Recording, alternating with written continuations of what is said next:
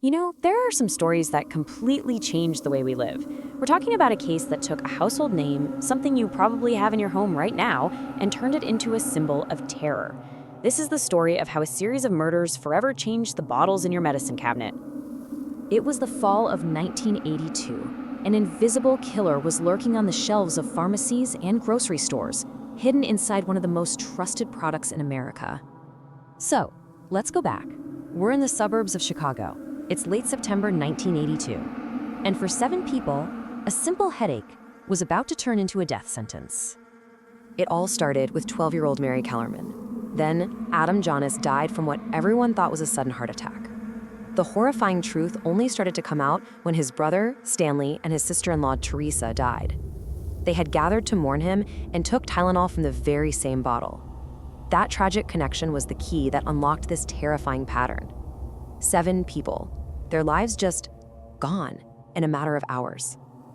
The weapon was just unbelievable. It was potassium cyanide. And the amount they found inside these capsules wasn't just lethal. It was thousands of times more than what was needed to kill someone. The capsules themselves were the perfect Trojan horse, right? You could just pull them apart, fill them with this poison, snap them back together, and no one would ever know. So what started as a horrifying local mystery just exploded. It became a full-blown national crisis. As the news spread, so did the fear. Can you imagine?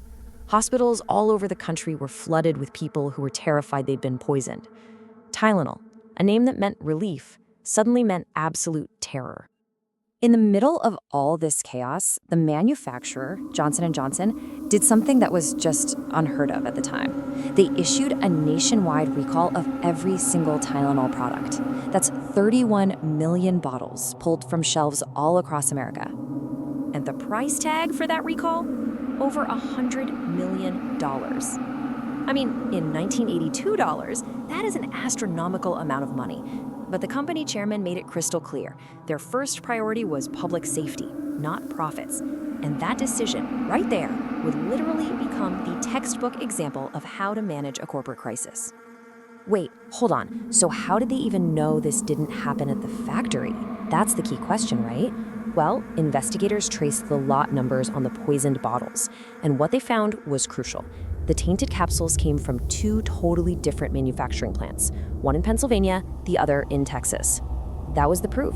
The poison had to have been added locally, in the Chicago area, after the bottles were already sitting on store shelves. Someone was literally buying them, poisoning them, and putting them back. Okay, so the public is safe for the moment, but that kicks off one of the biggest criminal investigations of its time. The hunt was on for this anonymous killer who had turned medicine into a weapon. The first big break in the case came from this, a letter sent directly to Johnson & Johnson.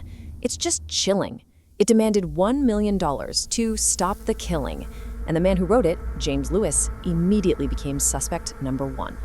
Now, Lewis admitted he wrote the letter. He claimed it was just a twisted way to get back at his wife's old boss. He was convicted of extortion, and he served almost 12 years in prison for it. But he always denied having anything to do with the actual murders. And here's the thing.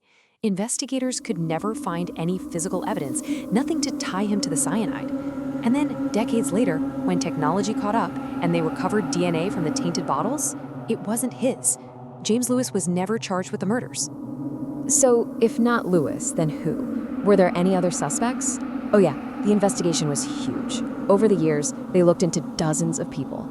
The FBI even considered Ted Kaczynski, the Unabomber, because he had ties to Chicago. But they never found a definitive link.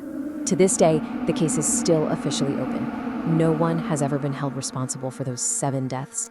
So the killer is never caught. But the story doesn't end there, not even close. Johnson & Johnson had this monumental task in front of them. How do you convince people to ever trust your product again?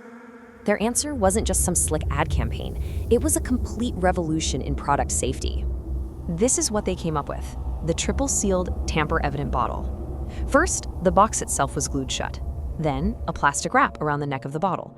And finally, that foil seal over the opening. These 3 layers made it pretty much impossible for anyone to mess with the product without leaving obvious, glaring proof.